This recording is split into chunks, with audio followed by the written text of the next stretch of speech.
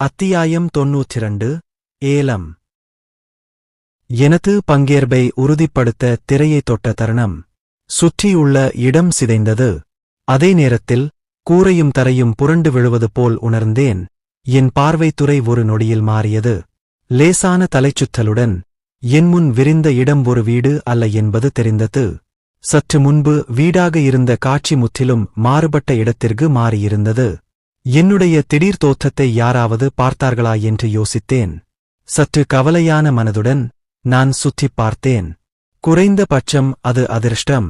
ஒரே ஒரு பெண்ணைத் தவிர வேறு யாரும் இல்லை. மேலும் மற்ற நபருக்கு என் மீது ஆர்வம் இல்லை என்று தோன்றியது. ஆனால் அதிர்ஷ்டவசமாக நான் ஒரு மூலையில் விழுந்துவிட்டேன், இல்லையா? சரி, நான் திடீரென்று அரக்கர்கள் சுற்றித் திரியும் நடுவில் தோன்றினால் நிச்சயமாக எல்லோருடைய பார்வையும் என் மீது இருக்கும். பின்னர் நான் தவிர்க்க முடியாமல் தேவையற்ற கவனத்தை ஈர்ப்பேன். இந்த வழி நல்லது. ஆரம்பத்திலிருந்தே எனது நோக்கம் ஏலத்தில் அமைதியாக பங்கேற்பதுதான். என்னைப் போன்ற ஒரு மனிதனாக அரக்கர்களிடமிருந்து கவனத்தை ஈர்ப்பதில் என்ன பயன்? என்னுடைய மனித அடையாளம் வெளிப்படுத்தப்பட்டால் அது சிக்கலுக்குத்தான் வழிவகுக்கும். நான் நகரப் போகிறேன் என்று நினைத்துக் கொண்டிருந்தேன். அழு. அருகில் இருந்த பெண் திடீரென்று அழ ஆரம்பித்தாள். என்ன நடக்கிறது? அவள் ஏன் திடீரென்று அழுகிறாள்? அவள் மிகவும் கசப்புடன் அழுவதை பார்த்து நான் ஒரு கணம் நின்றேன். அழுகிற பெண்ணை பார்க்கும்போது ஏதோ விசித்திரமாக இருந்தது. ஏலத்திற்கு முன்பு சமூக கூட்டங்கள் நடைபெறும் இடம் இது என்பது தெளிவாகிறது. அதனால் மற்றவர்களுடன் பழகுவதும் தொடர்புகளை ஏற்படுத்துவதும் சாதாரணமாக இருந்தது. குறைந்தபட்சம் இங்கே தனியாக இருப்பது நிச்சயமாக விசித்திரமாக இருந்தது. அந்த பெண்ணின் தோற்றமும் அப்படியே இருந்தது. அழுது கொண்டிருந்த அந்த பெண் அந்த கூட்டத்தில் கலந்து கொண்டதாகக் கூற முடியாத அளவுக்கு மிகவும் அவலட்சணமாகத் தெரிந்தாள். அவளுடைய தங்க நிற கூந்தல் உயிரற்றதாகவும் அலங்கோலமாகவும் தெரிந்தது. அவளுடைய உடைகள் தெளிவாகத் தேய்ந்து போயிருந்தன. தெளிவாக அந்தப் பெண்ணும் ஒரு சாதாரண மனிதர் அல்ல, மாறாக ஒரு அரக்கன். என்ன நடக்குது? நிலவரை தப்பு பண்ணிட்டியா? ஒருவேளை ஏலம் அடிமைகளைக் கையாள்வதாக இருக்கலாம். அது எதுவாக இருந்தாலும் எரிச்சலூட்டும் விஷயங்களில் சிக்கிக் கொள்வதால் எனக்கு எந்த நன்மையும் தெரியவில்லை. நான் என் கால்களை நகர்த்தப் போனேன். அழுது கொண்டிருந்த அந்த பெண் திடீரென்று சத்தத்துடன் தலையை உயர்த்தினாள். அதே நேரத்தில் அவள் கண்கள் என்னை நோக்கித் திரும்பின. ஒரு கணம் மௌனம் கடிந்தது. அவளுடைய பழக்கமான கண்கள் இன்னும் என் மீது நிலைத்திருந்தன. இது அருவருப்பானது. அவ ஏன் இன்னும் என்னை பார்த்துட்டு இருக்கா? நான் ஒரு மனிதன் என்பதை அவள் உணர்ந்திருக்க முடியுமா? அது அப்படி இருக்க முடியாது. நான் கொஞ்சம் ஆறுதல் வார்த்தைகள் சொல்லட்டுமா? என் மனதில் பல்வேறு எண்ணங்கள் ஓடின. பிறகு நான் ஒரு யோசனையுடன் ஒரு முடிவுக்கு வந்தேன். உண்மையிலேயே ஒரு உரையாடலைத் தொடங்க வேண்டிய அவசியம் உள்ளதா? எல்லாவற்றிற்கும் மேலாக மற்ற கட்சி ஒரு அரக்கன். நான் இங்கே தேவையில்லாமல் பேசினால் அது சந்தேகத்தை மட்டுமே ஏற்படுத்தும். நான் இந்த முடிவுக்கு வந்தவுடன் எனது அடுத்த நடவடிக்கை விரைவாக இருந்தது. நான் விரைவாக என் தலையை திருப்பி மையத்தை நோக்கிச் சென்றேன். நான் மையத்தை நோக்கிச் சென்றபோதும் மற்ற தரப்பினரின் பார்வையை என்னால் உணர முடிந்தது. ஆனால் நான் அதை புறக்கணிக்கத் தேர்ந்தெடுத்தேன். ஆனாலும் அது கொஞ்சம் பதட்டமாக இருக்கிறது. இது தெளிவாக அரக்கர்கள் கூடும் இடம். முகமூடி மற்றும் அங்கியால் என் தோற்றத்தை நான் எவ்வளவு மறைத்தாலும் என் சாராம்சம் மனிதனே. இங்கே அசுரர்களுக்கு மத்தியில் சில பயங்கரமான உயிரினங்கள் கூடி இருக்க வேண்டும், இல்லையா? முன்பு போலவே நான் மற்ற அரக்கர்களைச் சந்தித்து வாக்குவாதத்தில் ஈடுபடும் மோசமான சூழ்நிலையில் முடிவடையக்கூடும். ஒருவேளை நான் ஒரு நொடியில் துண்டாடப்படலாம். எனக்கு கூட்டாளிகள் தேவை. குறைந்தபட்சம் அருகிலாவது என்னைக் காக்க யாராவது தேவைப்பட்டனர். அவர்கள் அருகில் இருக்க வேண்டும். நான் சமூக வட்டத்திற்குள் கொண்டு வந்த என் கீழ் பணிபுரிபவர்கள் எங்கோ இருக்க வேண்டும். நான் ஆர்ச் லிச் மற்றும் அஸ்மோவைக் கண்டுபிடிக்க சுற்றித் தேடினேன். அவர்கள் என் பக்கத்தில் இருந்தால் எனக்கு ஓரளவு நிம்மதியாக இருக்கும். விரைவில் எனக்கு ஒரு பழக்கமான முகம் கிடைத்தது. எனக்கு ஒரு சத்தம் வராமல் இருக்க முடியவில்லை. அது வேறு யாருமல்ல, ஆர்ச் லிச் தான். நான் கடைசியாக கொடுத்த அங்கியை அவன் அணிந்திருந்ததால் அவனைக் கண்டுபிடிப்பது எளிதாக இருந்தது. பிரச்சனை என்னவென்றால் ஆர்ச் லிச் அமர்ந்திருந்த இடம் ஏன் அப்படிக் குவிந்து கிடக்கின்றன? கூர்ந்து கவனித்தபோது மேஜையில் தங்க நாணயங்களும் நகைகளும் குவிந்து கிடப்பதைக் கவனித்தேன். அதே நேரத்தில் அரக்கர்கள் முன்னால் வரிசையாக நின்றார்கள். அவர்களின் முறை வந்தபோது அவர்கள் ஆர்ச் லிச்சிற்கு தங்க நாணயங்களையும் நகைகளையும் பரிசாக அளித்தனர். லிச் அவர்களின் எஜமானராக நடத்தப்படுவது போல் தோன்றியது. இது என்ன? நான் இங்கு வந்து நீண்ட நேரம் ஆகவில்லை. உண்மையிலேயே குழப்பமான சூழ்நிலைகள் இருந்தன. ஆனாலும் ஆர்ச் லிச்சை சந்தித்தது ஒரு நிம்மதியாக இருந்தது. நான் உடனடியாக ஆர்ச் லிட் நோக்கி நகர்ந்தேன். இந்த பரந்த இடத்தில் என் தெரிந்தவர் ஒருவர் இருப்பது என் மனதை நிம்மதியடையச் செய்கிறது. நான் ஆர்ச் லிச்சை நோக்கி நகர்ந்தபோது ஒரு விசித்திரமான காட்சி வெளிப்பட்டது. நான் முன்னோக்கி நகரும் ஒவ்வொரு முறையும் எனக்கு முன்னால் இருந்த வரிசை சிதறத் தொடங்கியது. அவங்க என்னைத் தவிர்க்கிறது மாதிரி இருக்கு. நான் நெருங்கும் போதெல்லாம் பாதையை தெளிவுபடுத்தும்போது அரக்கர்கள் என்னைத் தவிர்க்க முயற்சிப்பது போல் உணர்ந்தேன். செங்கடலின் அதிசயம் போல அசுரர்கள் எனக்கு வழிவிட பிரிந்தனர். இதன் காரணமாக பாதை தெளிவாகும்போது ஆர்ச் லிச்சிற்கும் எனக்கும் இடையில் யாரும் இல்லை. விரைவில் ஆர்ச் லிச்சின் பார்வை என் பக்கம் திரும்பியது. என்னை பார்த்ததும் ஆர்ச் லித் ஆச்சரியப்பட்ட முகபாவனையுடன் தனது இருக்கையிலிருந்து விரைவாக எழுந்தார். பின்னர் அவர் என்னை நோக்கி விரைந்து வந்து என்னை வரவேற்பது போல் வணங்கினார். சுற்றுப்புறத்திலிருந்து வந்த முணுமுணுப்புகள் கூடுதல் போனஸாக இருந்தன. சில அரக்கர்கள் ஆர்ச் லிச்சின் வழியை பின்பற்றி என்னை வரவேற்றனர். இங்கே என்ன நடக்கிறது? நான் அரக்கர்களால் சூழப்பட்டு வாழ்த்துக்களை பெற்றுக் கொண்டிருப்பதைக் கண்டேன். இந்த ஆள் இப்போதும் கூட ஆர்ச் லிச் தொடர்ந்து வணங்கினார். மேலும் ஆர்ச் லிச்சை வாழ்த்திப் பின்தொடர்ந்த அசுரர்களும் அசையாமல் இருந்தனர். ஆர்ச் லித், சீக்கிரம் எழுந்திரு. என் மீது அதிக கவனம் ஈர்க்கப்பட்டதால் நான் ஆர்ச் லிச்சிடம் நிறுத்தச் சொன்னேன். பதிலுக்கு ஆர்ச் லிச் நிமிர்ந்து மேஜையில் இருந்த அனைத்து நகைகளையும் தங்க நாணயங்களையும் எனக்கு கொடுப்பது போல் நடித்தார். யார் இந்த நபர்? என்ன ஒரு ஈர்க்கக்கூடிய நபர்! ஆர்ச் லித் இவ்வளவு ஆழமாக தலை குனிகிறாரா?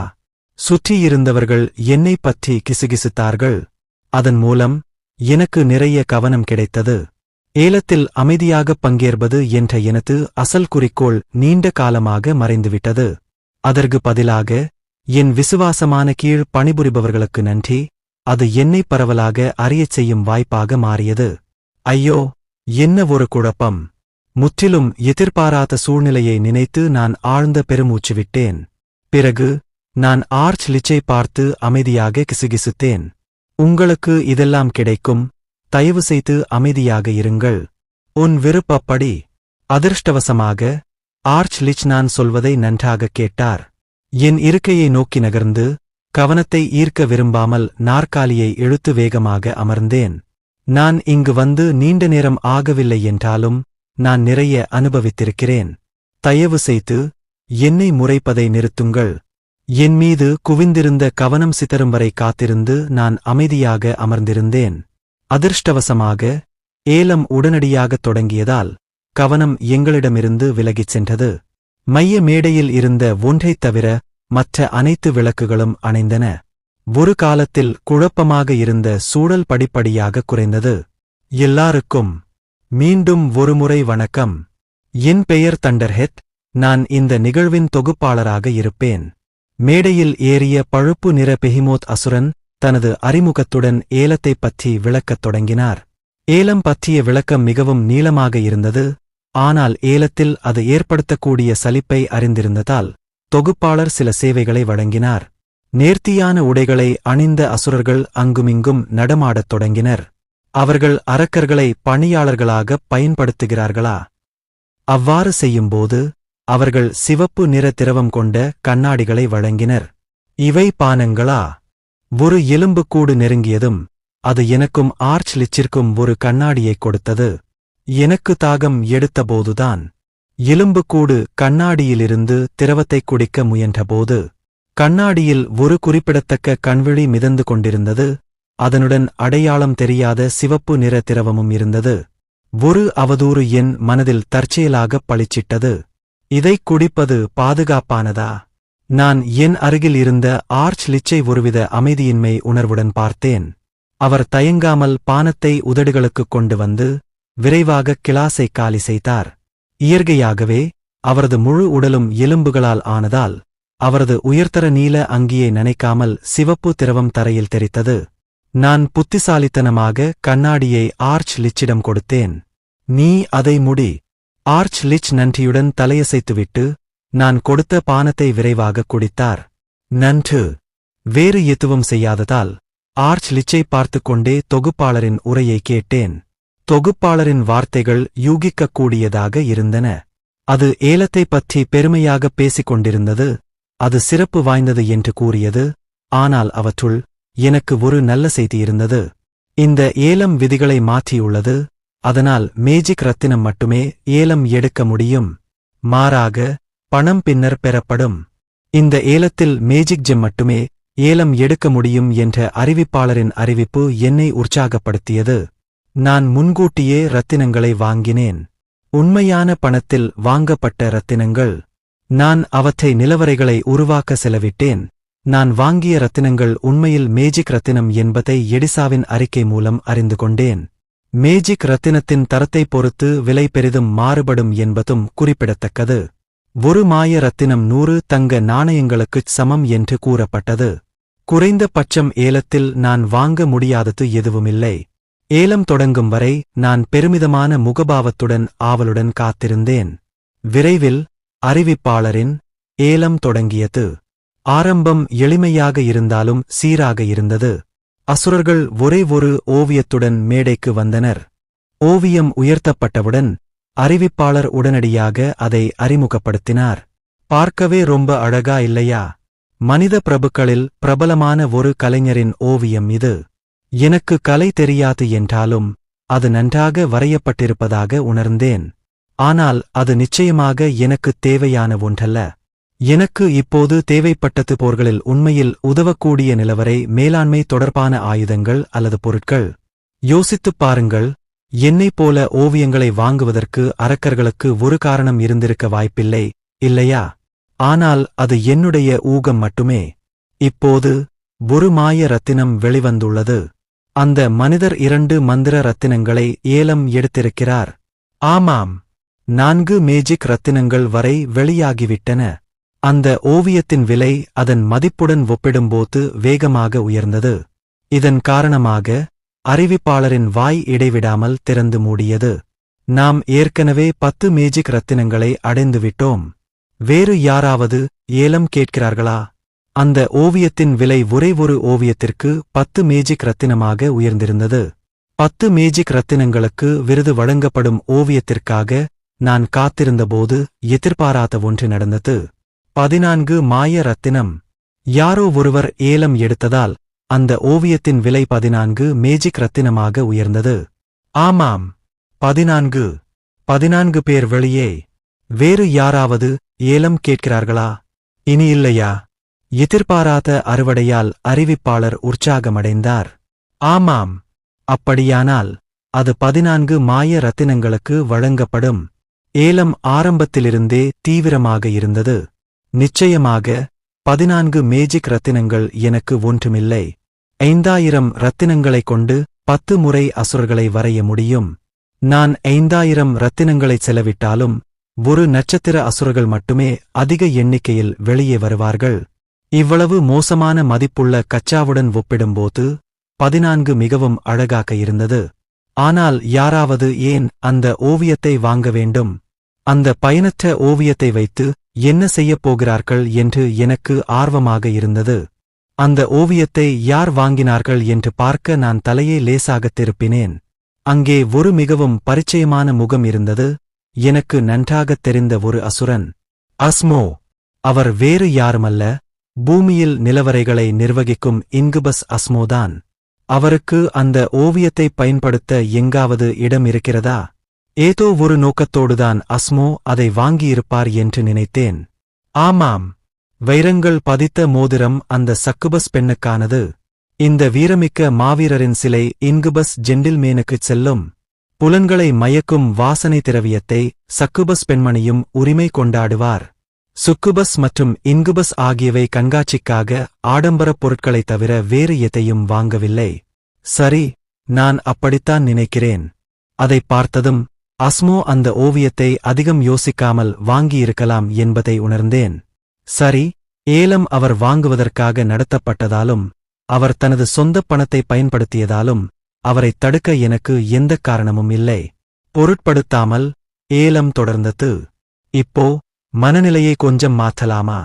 அறிவிப்பாளர் இனிமையாகச் சிரித்தார். அதே நேரத்தில் கைகளிலும் கால்களிலும் விலங்குகளுடன் இருந்த நபர்கள் ஒவ்வொருவராக மேடையில் ஏறத் தொடங்கினர். உங்கள் நிலவரைக்கு வேலையாட்கள் பற்றாக்குறையா? குறைந்த விலையில் உயர்தர அடிமைகளைப் பெறுவதற்கான நேரம் இது. அது ஒரு அடிமை ஏலம். அவர்கள் தப்பித்து விடுவார்களோ என்ற கவலையா? ஒவ்வொரு அடிமைக்கும் ஒரு ஆன்மா முத்திரை உள்ளது. ஆன்மா முத்திரைகள் உள்ள அடிமைகள் தப்பிக்க முடியாது. எனவே வாங்குபவர் கவலைப்பட ஒன்றுமில்லை. அடிமை ஏலத்தில் எதிர்பார்த்தது போலவே என்னைப் போன்ற மனிதர்கள் உட்பட பல்வேறு இனங்கள் இருந்தன.